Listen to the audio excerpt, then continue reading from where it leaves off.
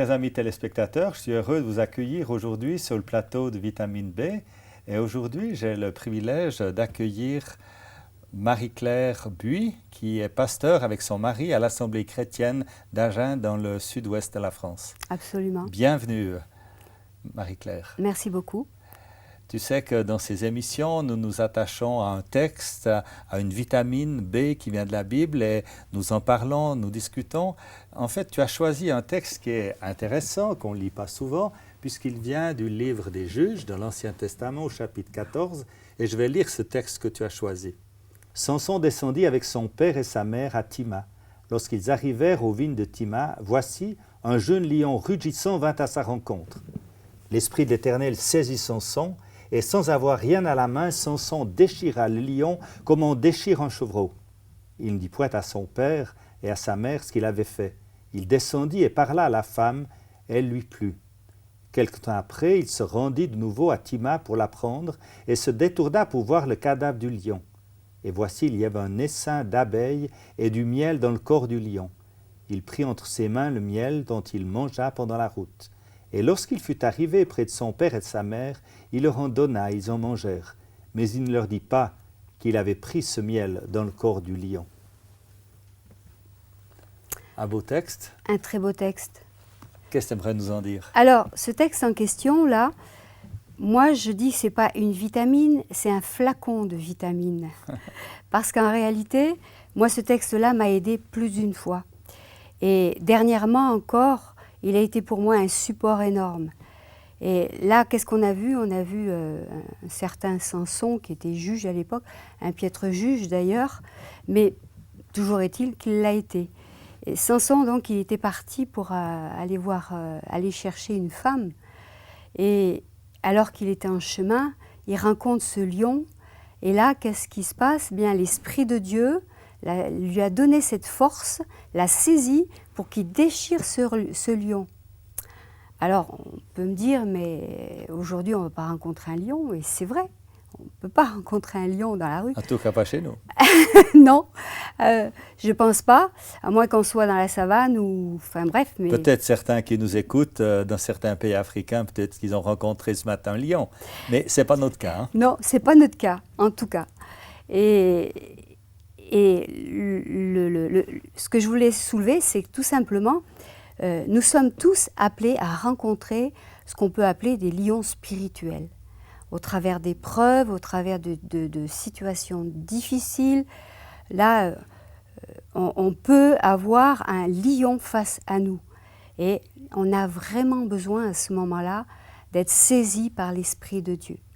Moi, je sais que on a vécu des situations difficiles. Ben, vous avez pu en parler avec mon mari, hein, dans certaines émissions. Ouais. Et moi, je peux parler, par exemple, d'une situation où on s'est retrouvé vraiment financièrement très mal, et on se demandait comment on allait faire pour s'en sortir. Et comment le lion allait vous déchiqueter. Et comment le lion allait nous déchiqueter. Et là, vraiment, Dieu nous a conduits à prier, simplement. Et on a prié, et alors qu'on était, on se demandait comment on allait faire nos courses, eh bien, un ami dont on n'avait plus de nouvelles depuis très longtemps, eh bien, a été inspiré et nous a envoyé par la poste un chèque de, à l'époque, c'était 500 francs. Et c'était quand même énorme pour nous qui n'avions plus rien pour faire des courses.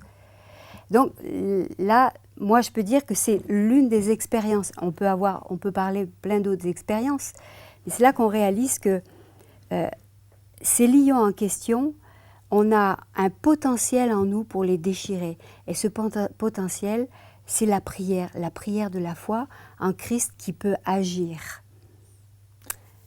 Mais on voit dans ce texte, en fait, c'est l'Esprit de Dieu qui est descendu, qui lui a communiqué cette force. Oui. Est-ce que Dieu, aujourd'hui, il va venir en nous et nous donner une force nouvelle ou une capacité différente pour arriver à vaincre?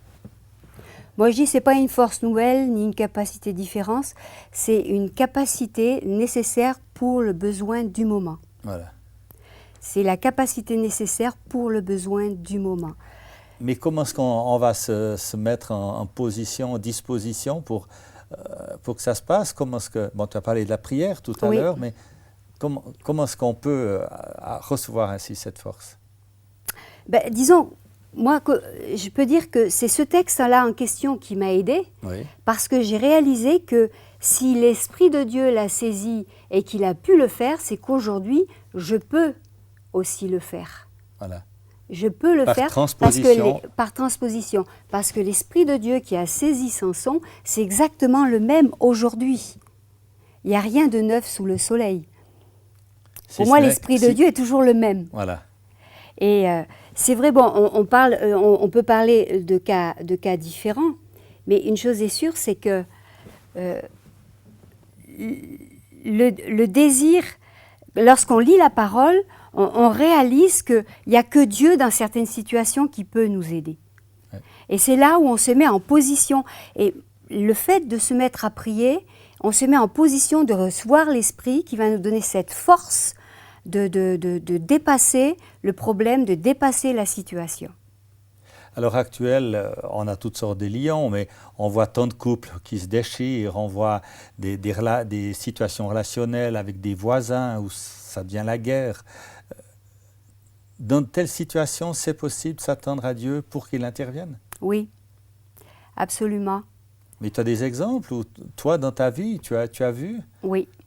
J'ai vu des exemples énormes, notamment au niveau de mon couple, Oui, parce que c'est vrai que Dieu, lorsque on a eu cette rencontre avec Jésus-Christ et qu'on a eu cette espérance qui est venue dans notre cœur, que Dieu pouvait transformer notre vie et que notre couple pouvait de nouveau être rétabli, qu'il pouvait se passer quelque chose de surnaturel, ça on l'a cru. Mais après, on a réalisé que dans la vie de tous les jours, eh bien, on avait besoin de réapprendre à vivre ensemble. Et c'est pas ça le plus facile. Parce que réapprendre à vivre ensemble, ça veut dire qu'il fallait non seulement étudier la parole, mais il fallait aussi s'étudier soi-même. voilà. Et mettre sa volonté en jeu. Mhm.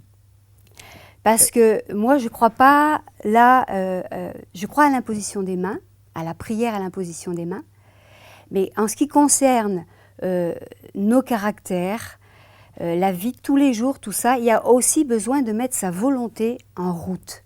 Il y a du tout cuit qui nous vient de Dieu, mais là, tu veux dire qu'il faut aussi vouloir et s'impliquer pour que les choses changent. Oui, absolument.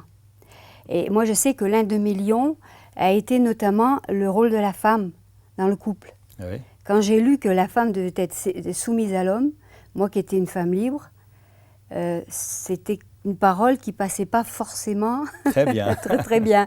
J'ai eu beaucoup de mal à la comprendre, cette parole. Et comment tu l'as comprise ou plutôt vécue? Comment je l'ai vécue? Oui. D'abord en soumission, Oui, parce que je désirais tellement que mon couple se reconstruise que sans comprendre, je dis Seigneur, tout ce que tu veux. ah ouais. Tout ce que tu veux. Mais après, il a fallu que j'ai quand même le fait d'étudier la parole avec mon mari, de rechercher qu'est-ce que Dieu attendait de nous. En fait, j'ai compris que c'était pas tout à fait la soumission selon des termes humains. C'est ça. Voilà. C'est ça. En fait, qu'est-ce que c'est que la soumission dont Dieu parle dans la Bible? La soumission dont Dieu parle, en fait, c'est de réaliser que l'homme est le chef Oui, de la femme, puisque la parole de Dieu le dit. L'homme est né pour être leader. oui, Et la femme est née pour être laide. oui. Mais laide, non pas dans le sens d'être une bonne à tout faire, mais laide, c'est-à-dire celle qui va être son complément, son secours. Voilà, j'aime bien ça, son complément. Voilà. Parce que finalement, en tant qu'homme, je sais, il y a beaucoup de choses qui me manquent. Mais si ma femme peut m'aider, peut apporter ce que je n'ai pas, alors là, on a l'impression d'être ensemble, de construire ensemble. Voilà. Et c'est dans ce sens-là où, parce qu'on est complémentaires, on va construire ensemble. Et on a chacun des rôles différents. La femme ne peut être qu'une femme, et l'homme est fait pour être homme. Et chacun dans des rôles différents. Et on ne peut pas être l'un sans l'autre. En tout cas, lorsqu'on est un couple, il n'y en a pas un qui peut faire ce que l'autre ne peut pas faire, et vice-versa. Mais tout à l'heure, tu disais l'homme est le chef de la femme, et ça c'est en tant que Française, c'est terrible comme phrase que tu dis. Les Françaises, elles veulent être indépendantes. On ne peut pas reconnaître que le mari est chef, ou bien comment est-ce que tu vois la chose? Alors déjà, moi, je suis d'origine italienne. Voilà. Et j'ai un caractère, un tempérament très très fort. Ouais. Et avant qu'on se convertisse, j'étais très très libre. Ouais. Hein, et mon emploi du temps, il ne fallait pas qu'il y touche. Ouais. Voilà, je travaillais, je gagnais mon argent, tout allait très bien. Et même si on était un couple, et même si on avait démarré une vie de couple en étant persuadé qu'on allait faire mieux que tout le monde, en fait, très vite, on s'est rendu compte que ça n'allait pas. Mais est-ce que ça veut dire alors que le jour où tu deviens chrétien, tu te convertis, alors on se ramollit, puis on accepte les vieux principes d'autrefois, l'homme, le chef, la femme est soumise? Non, non, non, ce ne sont pas des vieux principes. Ce sont des principes tout à fait d'actualité. Ouais. Mais là où il faut faire attention, c'est la manière dont c'est fait. Parce que moi, j'avoue que lorsque je suis arrivée dans une église, j'ai vu fonctionner certains couples et j'ai pris peur. Ouais. J'ai pris peur. Mais il y a un verset dans Éphésiens 5 où il est dit aux maris d'aimer leur femme comme Christ a aimé l'Église et s'est livré lui-même. Christ est mort pour l'Église. Il s'est donné. Il s'est donné. Et lorsqu'un homme se donne un mari se donne pour sa femme, il se livre pour qu'elle s'épanouisse, la femme est élevée. Elle est élevée et elle peut s'épanouir. Et dans ce sens-là, ben moi je me soumets sans aucun problème. Ça devient facile. Parce que tout ce qu'il fait, c'est pour mon bien. Voilà. Voilà.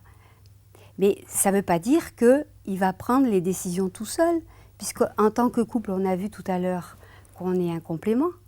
Donc, on prend les décisions ensemble. Lui, il a la vue position homme, moi j'ai la vue position femme. Donc, les deux vont se compléter. C'est peut-être lui qui va donner le dernier coup de volant, mais voilà, c'est ensemble que Absolument. vous conduisez votre voiture. Absolument. Oui, c'est vrai, c'est un éclairage qui est intéressant. Oui.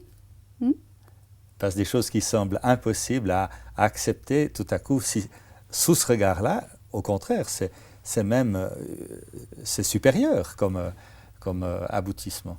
Ah oui, mais rien à voir avec ce qu'on pourrait penser, ou même à certaines choses qui sont des fois dites. Oui. Moi, j'ai entendu des enseignements qui m'hérissent les poils des bras, parce que le cœur de Dieu, c'est que l'un et l'autre s'épanouissent, c'est qu'il n'y en a pas un qui domine sur l'autre. Voilà. Et dans ce sens-là, il y a vraiment possibilité de construire des couples qui s'épanouissent, où l'homme et la femme s'épanouissent ensemble, chacun dans leur rôle. Merci beaucoup, Marie-Claire. On se réjouit de t'accueillir une prochaine fois. Et merci à vous, chers téléspectateurs. Nous vous souhaitons une bonne suite et réfléchissez à quels sont vos lions et sachez faire appel à Dieu pour qu'il vous donne cette force pour vaincre ces lions et ainsi que votre couple, que votre personne, votre vie puisse pleinement s'épanouir.